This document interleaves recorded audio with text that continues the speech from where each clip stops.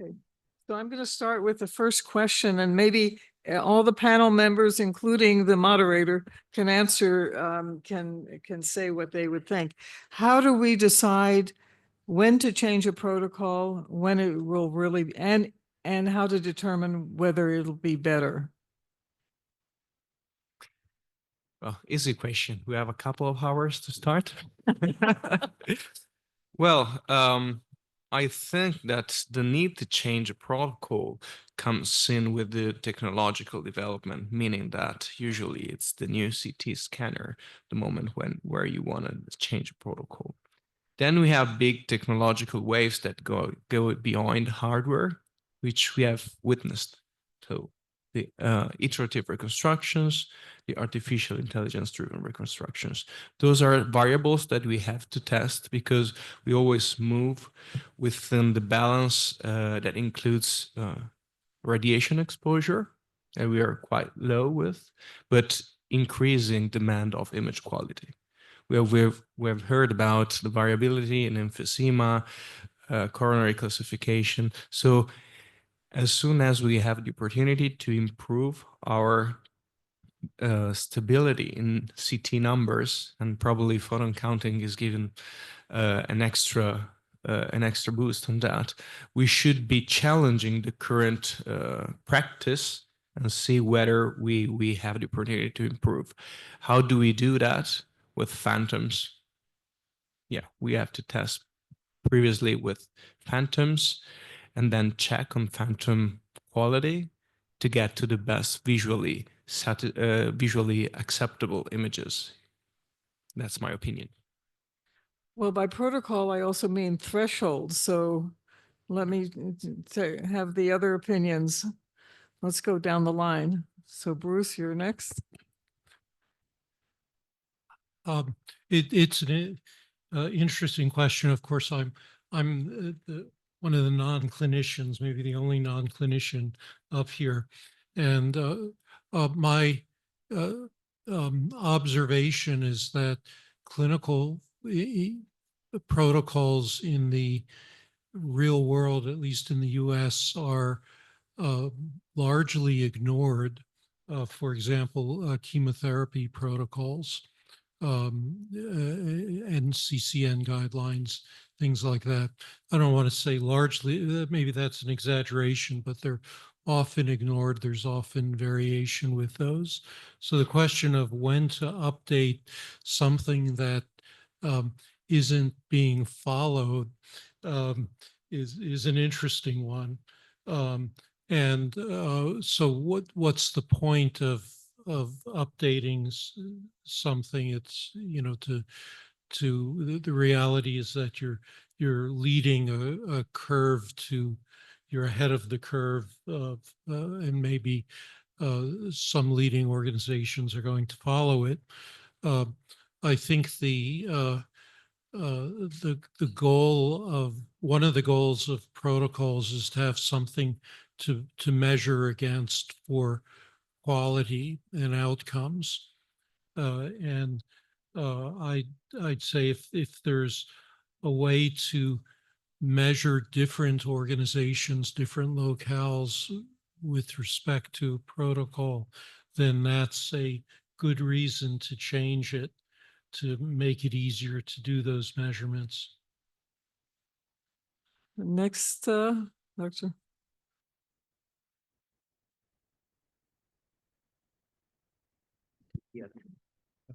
Yes, thank you.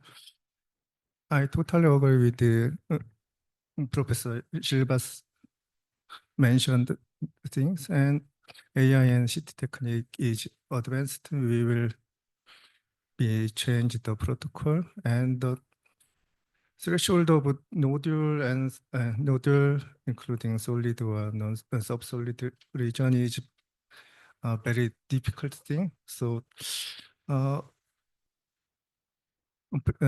Professor Silva said the mass doubling time. So I think that mass measurement is more accurate than volume measurement. So that really, and lastly? Hello, this is Thank you. Thank you. I think we can always improve protocols. I think we're always looking for improvements. And I think the presentation from Ilya Gibb from GE was very nice, where you showed the KIBA protocol, which for my research I also look at, but then you can see if you compare that protocol to the standard protocol, and you can always improve it further. And I think that's what we have to do, to always keep an open mind and see what improvements can we make, and not trust that our protocol that we have, that we maybe are using already for a few years, is the best, because there is always research going on. So just keep updated and see what improvements we can make and learn from each other to improve this further. And also when we look to include like the big three, we can't just assume what we're doing is the best. So always keep adjust the protocol for the purpose that you're doing, and you can't just add another measurement if you haven't checked before if what you're measuring with that protocol is actually correct. So what I think I hear is that there has to be continuous data collection and continuous review to seeing when the technology changes or when you should make changes. And we had done that we had compared the I-ELCAP to two other protocols. And that was one way to see how many unnecessary workups are being caused in one using a particular protocols. Yeah, I think I said the same. Quality control. If you don't measure and monitor what you do, you cannot improve your program. The thing is, the next question is for the panelist. Okay. Okay. So I'm curious about changing protocols and whether the phantoms that you have are sufficient for validating protocol improvement. And then I guess a follow-up, if we're looking at these patients longitudinally, we make changes, how does that impact the subsequent measurements? Well, thank you, Sean, for your comment. And indeed, I think what is most changing in protocols today is actually not the volume that you measure at baseline, but that we realize that we need time to accurately measure the behavior, the growth, or the stability. So today, probably some protocols are changing their interval for indeterminate nodules rather than changing the size of the nodule itself. But we want to see the king of the metrics, which is volume doubling time, and we need time to do so, I think. But it's inevitable at some point when your old scanner breaks down to buy a new scanner, and probably it's a new generation of scanners, and you have to sort of set up a protocol and do your homework that you can assure that even if you do volumes, you have a reliable sort of workaround, that you don't have artificially growing nodules only because you changed your scanner. The next question is to move on regarding the protocols. Who is actually making the decisions on the protocols? Who decides in your program what components of the protocol? I mean the scoring protocol or the technical protocol? Who is the interdisciplinary interplay in your place where you do screening? I can start splitting the question within the technical protocol, as you mentioned, and the management protocol. So basically, the radiologist on site is doing so at our place. We were discussing this earlier this morning. We actually, before starting with the CT protocol, we had a collaboration with Zurich as well to develop the lowest dose, highest image quality. And then for the guideline that we were keen to follow, we actually went into the direction that I just mentioned, to take time to see what happens with a nodule. And for instance, we decided at long grass, and I think it really depends also on the local experience, because once you start with lung cancer screening, you might be thinking just about very aggressive findings, but actually some of them are, but not all. And for most of them, you just need time. So you might be needing a more stretched protocol for following that up. Well, it's not the insurance companies and the payers, at least not in the United States. The contracting may require a radiology center or the radiology group, the vast majority of whom are not academic, to get accreditation by an accrediting organization. So I think or if we ever get to large scale screening, I think who does that is going to be a real interesting issue. In South Korea, we decide the detailed CT protocol, each radiologist in each institution, because the CT machine is very different. So we only decide the low dosage CT without enhancement. So the other protocol will be decided by each radiologist. Thank you. I can say for in the long run, we have like a basic protocol we use for the most common scanners. And actually, if we include a new center that has a different type of CT system, we work together with the radiologist on site, with the clinical physicist on site, and like application specialists from the vendor of that CT system. And so it's one collaborative effort to like make the best protocol for that system, for their center, but that also matches like close enough RCT protocol used for the study. And then we also, of course, then test this with phantoms, a standardized phantom we use at every center. So that's how we try to standardize all the protocols across the study. Yeah, may I just report from Germany, because I found it very interesting that you say it's not the authorities who do the protocol, but it's the scientists and the who knows best. And in Germany, setting up the lung cancer screening measures, we have a radiation protection agency, and it's a two-street process. And they set up actually the maximum allowed dose for a BMI person of 26 is 1.3 CTDI of 1.3 milligray. So every dose above that upper limit needs to be justified by an increased BMI or anything. And it was especially interesting because I just saw the CTDI from 4 in the long run being 1.7. So there is a different perceptive in different countries. What's the definition of a low dose CT is? And we all agree as scientists that the dose will evolve. We're at a transition period, right, where we move to, as you said, different technology, photon counting scanners, where the upper limit of 1.3 is not an issue anymore with excellent image quality. So, but it's just interesting to see at that transition point how the perception is. Okay, moving on, quality assurance really could be if you had a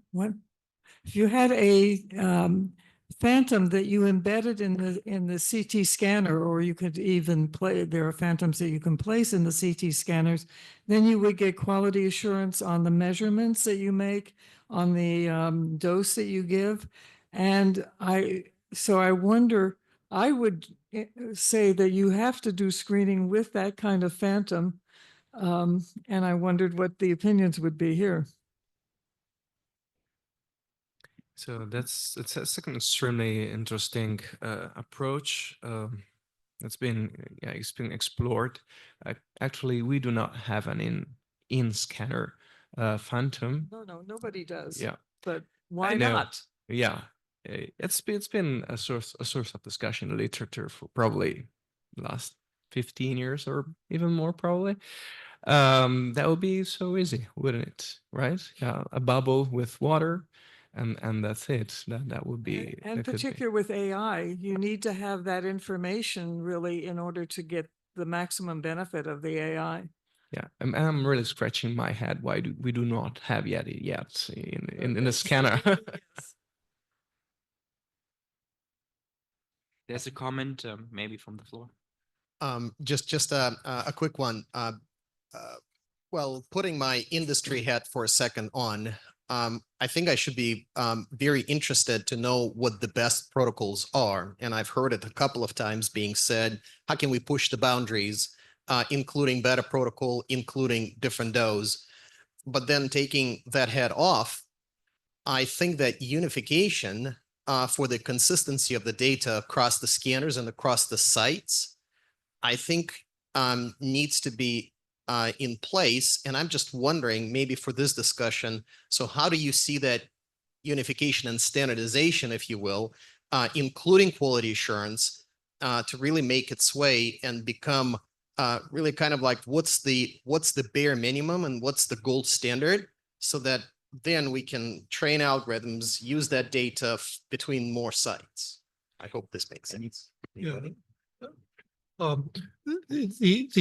The issue of quality and outcomes is often separated into process measures and outcome measures. And, you know, for example, a process measure is putting on a seatbelt, right? An outcome measure is if this car's historically, this car's been in an accident, how many people survive, right? So so what you were talking about was process measures, and what mostly we're talking about is process measures. I think we have the basis to move to outcome measures, to say that the expression in the US is there's lots of ways to skin a cat. I'm not sure anyone skins cats, but there's lots, my view is there's a lot of different ways to get to quality outcomes, and what counts is the quality outcome. And so, for example, in a screening program, in a population, what portion of people are with incident lung cancers were detected through screening? That's the outcome measure. The process measures, you know, might be things like we're talking about of how many of the individual patients matched a particular protocol. But I think the kinds of things we're talking about here could be thought of as in the context of measuring the outcomes, and what sort of outcomes do we want to measure. Now, within that, there's different kinds of there's like, you know, measuring catastrophes, like how many times was the wrong limb amputated, you know, the never events. But I think that's one kind of outcome we could think about, but there's others more positive. If I may comment on this, I think it's nice from an epidemiologic perspective to talk about outcomes, but we know, and we've seen it in the talks, that image quality directly is related to outcome, because it changes our measurements, and they change outcome in the end. And therefore, it is an interplay between the dose and the image quality in the end, if we sum up the image parameters. So, and then the third bit is the heterogeneities of the CT scanners out there. So for every CT scanner, there may be the optimal protocol. And in Germany, I kept out this box, I can show it to you. They made even more prescriptions from the government, what the minimum, you know, quality and the minimum scan parameters should do. And that leads at the moment in Germany that a lot of practices buying an upgrade for their scanners or buying a new scanners. So we think about only like 60% meet the requirements from the government at the moment. So they're all pushing this towards lower dose as with adequate quality.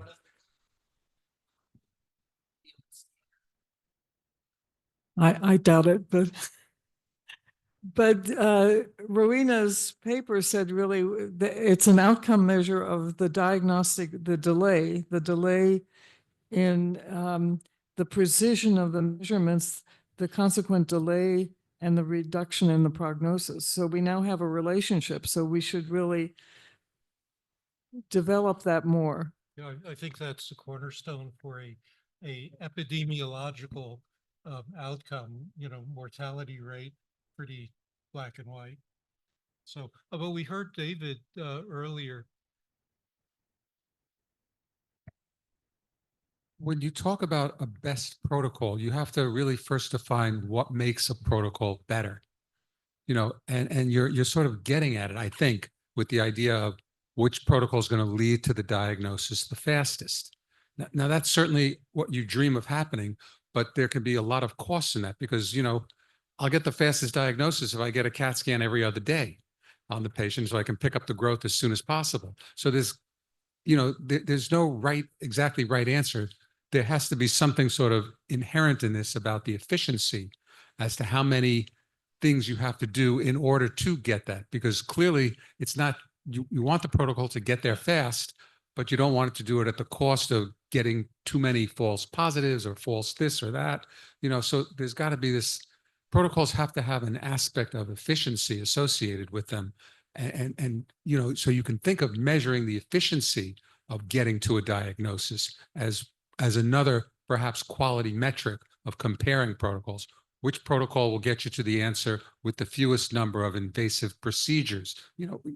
There's a level of thinking about this that, and how you compare. And then, of course, it gets more complex because, in different countries, there's different resources that, they may not be able to do bronchoscopy or, so their efficiency is going to be different just based on available resources. So it's a complex question, but yeah, we should be thinking about what levels of quality, what levels of, how we integrate this into Well, it's not even, deciding whether one protocol is perhaps better than another, that sort of thing. well, it's not even difference in countries. It's different capabilities in hospitals within even a city. So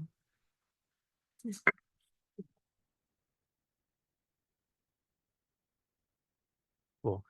But I wanted to bring up the issue of iterative reconstruction in light of the very low dose regime that we're being pushed into.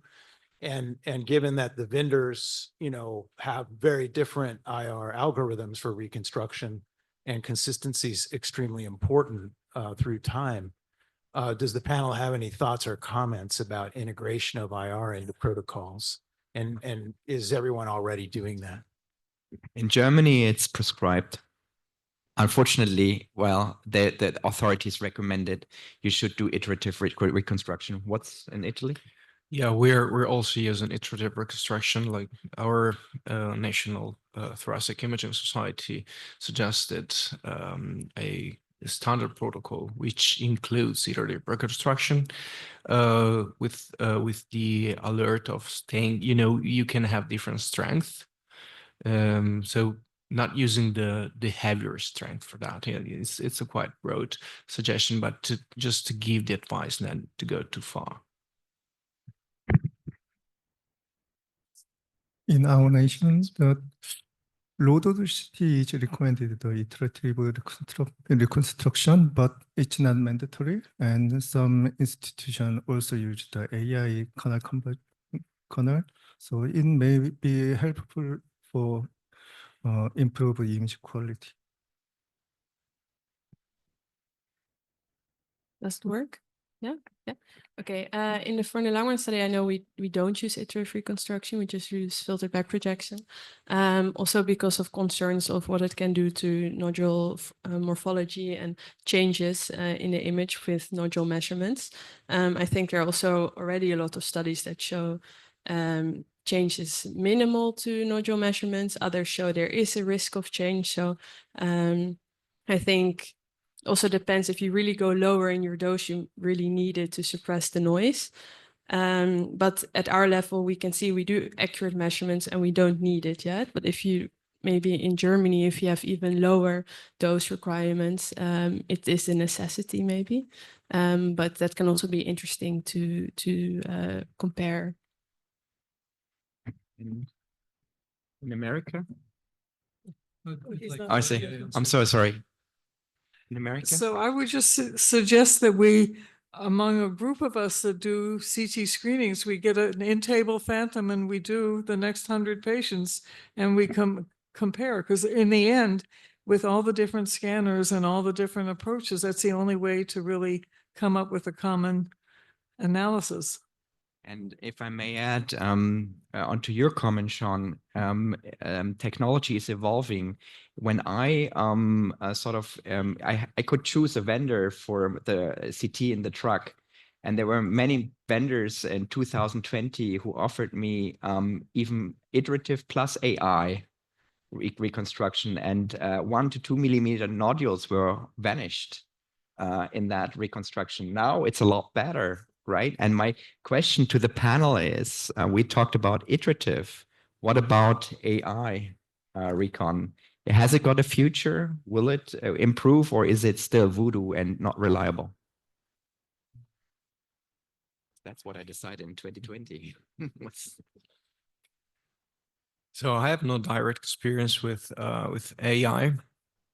What I can say is about iterative reconstruction strength. Before choosing our local protocol that has been then spread with the Italian Society of Thoracic Imaging, indeed, we could see non-solid nodules vanishing across the strength. There are 5 strengths of iterative reconstruction. So we actually choose this middle weight for that. So I cannot really talk about AI. I'm sorry. Anybody from the panel or the audience? I think the AI kernel reconstruction is more improved. Should be improved because in my institution, one vendor suggests the AI reconstruction algorithm in clinical practice, but some patients show the miliary nodules, such as miliary TB. So pulmonologist doing bronchoscopy ravage for diagnosis, but next day we change the CT machine and scan. The patient lung is clear. So we retrospectively leave some AI reconstruction images, but there are some very tiny nodules in lungs. So we issue the AI reconstruction algorithm that vendor. So they check the algorithm and they improved. They try to improve, but still not. So you think it's not ready for prime time for a screening program, or is it? Not now. Not now. Okay. I have maybe moving the discussion a little forward. We talked a lot about volumes, right? And there's a big discussion, right? I think the Americans using mainly diameters. We are forced to do volumes in Germany. I know Nelson uses volumes. Maybe we make a survey of the audience. Who uses volumes instead of diameters for screening? Yeah. So, I mean, David really developed volumes. He used it for the first time and he introduced it. And yet there's just not enough accuracy. That's one of the reasons. So, but let's do a poll. Yeah, I didn't mean, I just was referring to the Langrad's guidelines where they still think the diameter measurements are. It's diameter because we believe it's really more accurate. But I make each radiologist, when they shouldn't rely on the measurement of the prior year by another radiologist. They have to repeat it and repeat it several times with diameter. But yeah, and about this is there's the mean diameter, there's the effective diameter the Europeans are sort of promoting, and then there's volume. So let's do a question. Who is using the mean diameter for lung cancer screening? Who is using effective diameter for lung cancer screening? So the effective is doing the Z-axis as well, right? It's included. Yeah, Any- exactly. And who's doing volumes? Yeah, so I think we can conclude there's still a heterogeneity on the way we measure lung nodules, right? And let's talk about that one. Maybe for the decision of everybody, why they're using what they're using. So Mario, why are you using volumes? So question is so important. This is based on data on guidelines, and it is based on a convenient approach that is also time saving, I would say. So there is data from literature. There is time saving. So data from literature say that X and Y threshold is associated with negative, indeterminate, or positive finding. So there is time saving, and then, as I mentioned in my presentation, the inter and intra observer variability is controlled by this approach. And as Claudia just mentioned, for human measurement, you should not trust. It's not you should not trust, but you should yourself assess the diameter today. Also on the 1 year ago CT, that same thing works for volume software. So you should be measuring today the 1 year ago CT, because sometimes you never know whether an update in the software was done or not.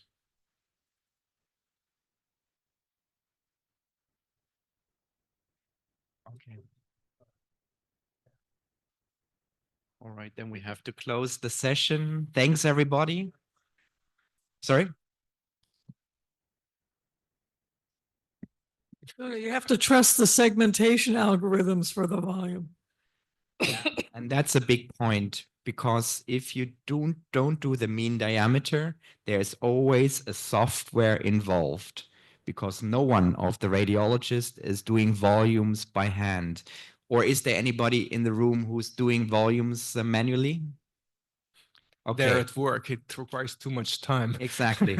So there's no one. So you have the issue on the software, and we discussed it last night and yesterday, that there is variability in the software. I think Matthias put this up, and you need to have a validated software, and we need to, if we want to move the field forward with a volumetry, we need to sort of come up with a standardized way of validating this, because all the countries moving towards volumetry will have a similar problem.